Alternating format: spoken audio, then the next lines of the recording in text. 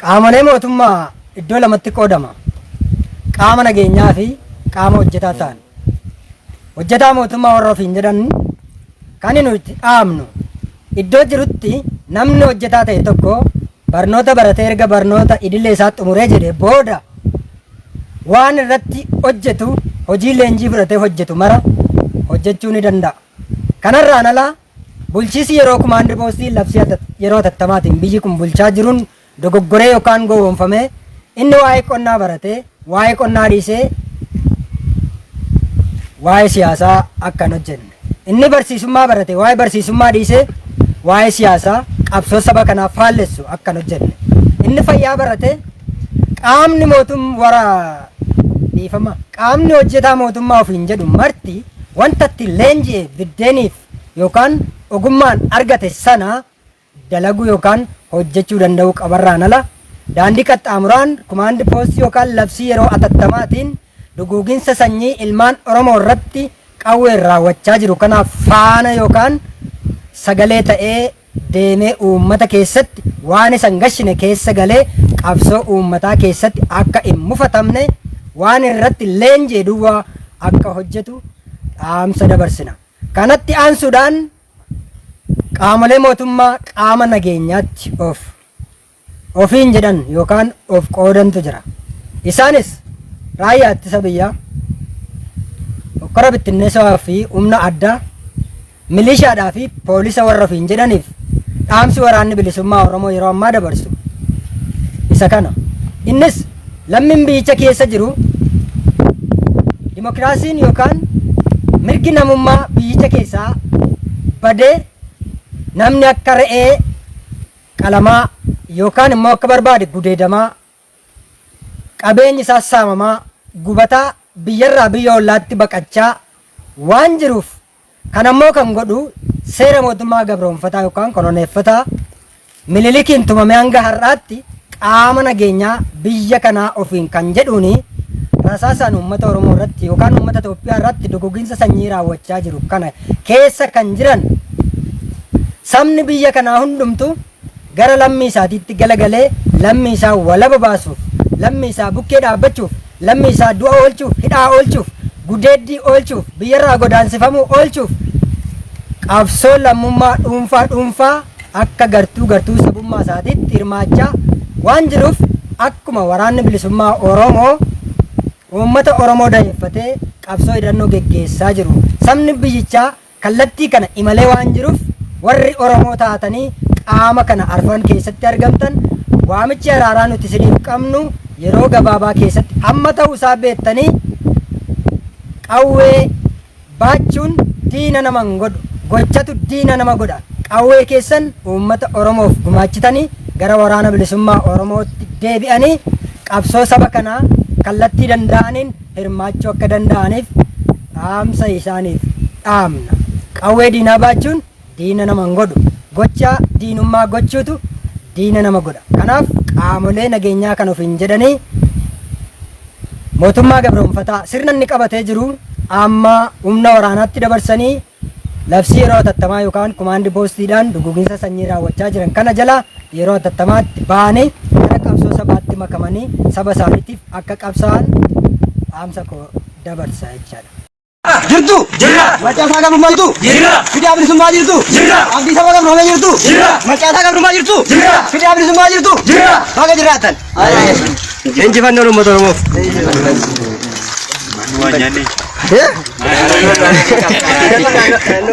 Muri qabsoo gabrummaa itti fufa injifannoon dhiigaa ni dhufa turre jaallan dhiigaa tattaraan galmaan ni keenya faayira Itoophiyaa tortortuu afaan qawwee ijaaramte afaan qawwee dhiigne Oromiyaa olabaa ni ijaarra. Kabiraan dhaamsa isiniif dhaamu ergaan darbee jiru akka waliigalaatti mootummaan kufeera waan ta'eef uummanni Oromoo immoo jiruuf jireenya isaa geggeeffachuuf poolisiin baadiyyaa seenaa jirti. Amma waraana warra ofiin jettiyyuu seenuu dadhabdeetti. Asitti eeggadda nama meeqa finne gaara kaayi. Abootetti meeqa. Mandiriitti kaleessa meeqa. Quba qabdu har'a. Ambootti meeqa, Dambidollootti meeqa, Kibbatti meeqa, Wallootti meeqa, guyyaa guyyaatti waraanni keessan isasin masgiida keessaa yookaan bataskaana yookaan waldaa keessaa yaa Waaqayyo waraana bilisummaa Oromoo gargaarettan nu gargaaraa.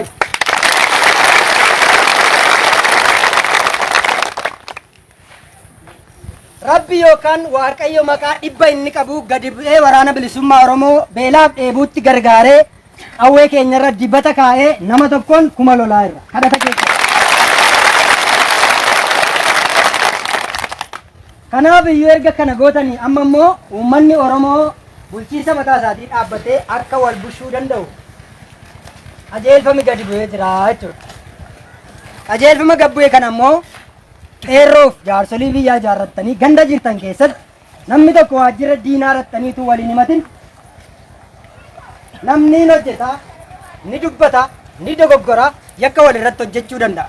Diinatti tuudhattanii waliin iyyatin horiitu waliin baasisin yeroo misooma keessanii utuu hin gubin akka dhimma keessan naannootti filattaniif qeerroo keessaa qaama kamiin hin hoogganamne jaarsolii keessaa koree mana amantaa keessaa filattanii ittiin wal bulchuu akka dandeessan gabaa nagaa akka nagadattan qonna nagaa akka qotattan barnoota nagaa akka barattan amantaa nagaa akka amanattaniif waraanni bilisummaa Oromoo ergamni isaa uummata Oromoof gadi buusee jiru caasaa filatee uummanni Oromoo wal bulchuu akka danda'uu fi ergaa isiniif dabarsina jechuudha.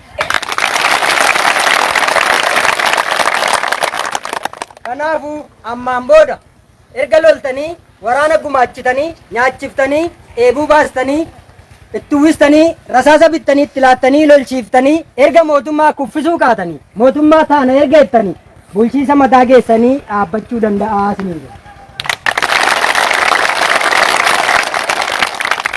Bulchiinsi mataa keessanii kun immoo gaafa dhaabbattan qeerroo filattanii jaarsolii biyyaa filattanii koree mana amantaa filattanii wal taatanii ilaa filaamee walii galtanii qabeenya walii eeguu shamarran walii eeguu dubartii walii yookaan dhiira walii eeguu daangaa walii eeguu daandii walii eeguu mana barumsaa eeggachuu mana barnootaa eeggachuu fi qabeenya socho'aaf hin socho'ane qabeenya waliini kan akka lafa gandaaf gandaa kan akka lafa barumsaaf mana barnootaa qabeenya uummataa qabeenya waliini siyaasarraa bilisa kan ta'e eeggachuudhaaf isin gargaara.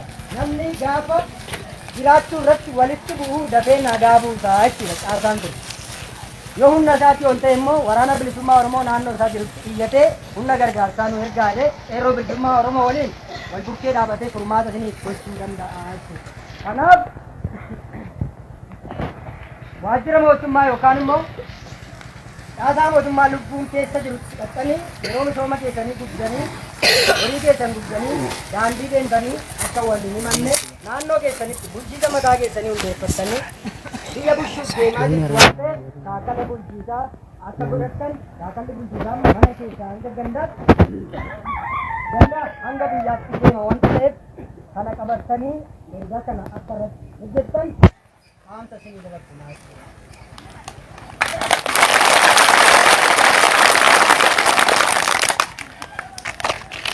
Gara biraan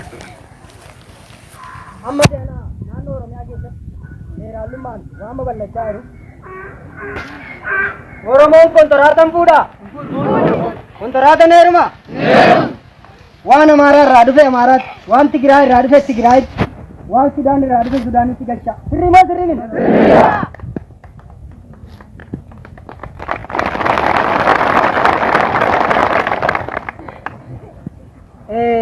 Namni akka wal fuudhu yookaan akka walitti heerume baay'atu quraannis macaafis sirni waaqeffannaa Oromoo sirni gadaas inni yaamoon hin yaamu.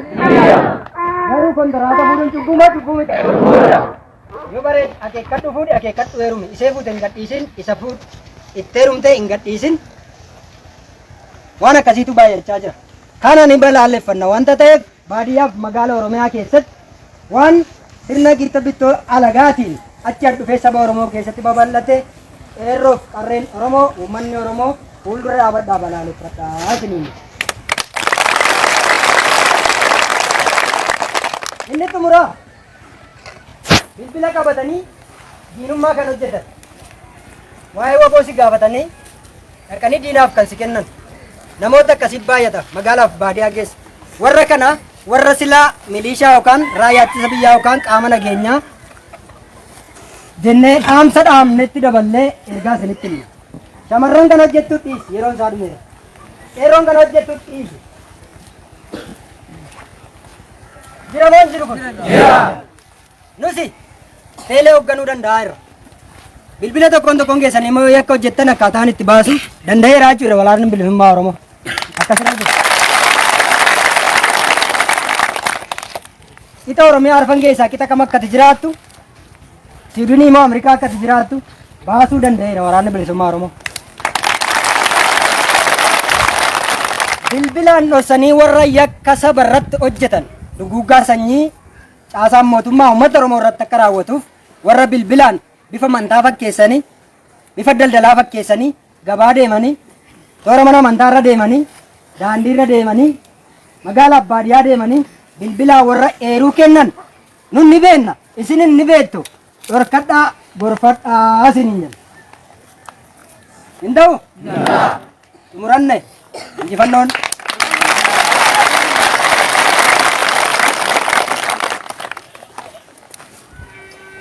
Waan yaadachiisanii nama gibira fuudhus nama gibira kaffalus ni balaaleffatu. Uummata Oromoo irraa utuu bosona kana keessa jiru gibira fuutee borardii keessa galleessa ta'ee wal ilaalla yoo ta'u. Ndaakoo ittiin bitadhu nyaadhu kophee mucaa jedhu. Waan hojjechuun akkamatti. Maasii kee bal'ifadhu. Mootummaa rasaasaan si ajjeesaa jiruuf baasii hin kennin.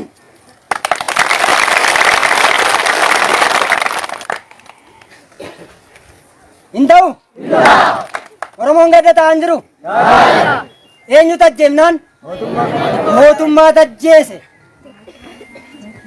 Sakaleessaa harma muree harka mureetu har'a immoo tekinooloojiitti jijjiiree rasaasaan balbala duratti ulfa ajjeese. Ijoollee gaa'elee dhaabbachaa jirtu ajjeese. Ijoollee barnoota deemaa jirtu ajjeese. Barataa reefuu yuunivarsiitii bahu ajjeese.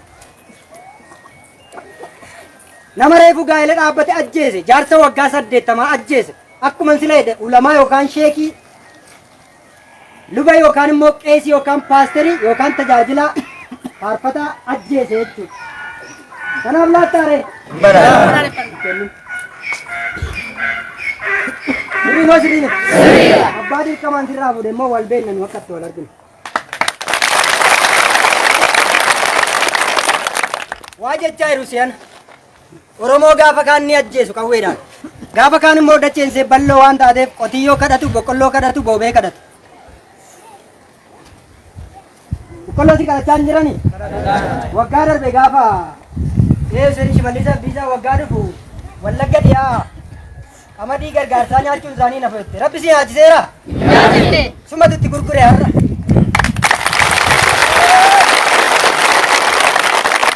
Har'a immoo konkolaataa wal ga'an jiru boqqolloo kee, boobee kee, galabii kee biyya beela'eef laannettee mootummaan tooftaa adda addaatiin naggaadota bobbaattee gochaa jirti. Nuyi noo ibsa waan ta'eef kutuu wallaalle gurguradhaa hin carraa gaariidha gurguradhaa. Garuu kubbaayyaa tokko namni tokko itti laatta ta'ennaan qeerroo eegi. Raayyaa ittisa biyyaa yookaan maaloo itti seen boqqolloo boobee yookaan galabii si kadhattu kubbaayyaan tokko ni baha ta'ennaan abbaa kennes abbaa fuudhes hordofi nuyi lafatti wal arginu deemna waan ta'eef.